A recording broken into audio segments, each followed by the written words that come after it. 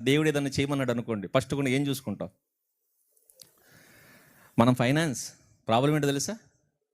వెంటనే జాబ్ చూసుకుంటాం. దేవుడికి అదే నచ్చదు. మెయిన్ దేవుడికి నచ్చంది ఏదైనా ఉందంటే అదే. ఎప్పుడు చూసినా మన బలం చూసుకుంటే, ఎందుకంటే మన బలంతో అయితే ఏది చేయలేం, ఏది నీ వల్ల దమ్మిడి అవ్వదు. కానీ దేవుని పని చేయడానికి మొట్టమొదటిగా చూసుకునేది ఏంటో తెలుసా? కేవలం మనం బలం చూసుకుంటాం, మన ఆర్థిక స్థితి చూసుకుంటాం. పిలుపు గారు కూడా లెక్కలు వేసేసాడు ఆయన. ఆ లెక్కలు వేసి చెప్తున్న మాట ఏంటంటే, ఇదిగో ఎక్కడి నుంచి తెమ్మంటావు, ఎక్కడి నుంచి తెమ్మంటావు. వెంటనే ఇంకొక ఆయన ఎవరు? ఆంద్రే గారు, పిలుపు గారు లెక్కలేశారు. కానీ ప్రభువు యొక్క శక్తిని మాత్రం చూడలేకపోయారు వాళ్ళు. ఇంకా చెప్పాలంటే వాళ్ళు ఏం చేసి వచ్చారు? అప్పుడు దాకా అద్భుతాలు చేసి వచ్చిన వీళ్ళు ప్రభువు శక్తిని నమ్మలేకపోతున్నారు. చూడండి, వాళ్ళ చేతుల ద్వారా అద్భుతాలు జరిగించిన దేవుడు ఆయన. అలాంటి ఆయన్ని ఎదురుగుండగా పెట్టుకుని వీళ్ళ ఆకలి తెరచడం ఆయనకి ఏమైనా లెక్క అనుకోవట్లేదు.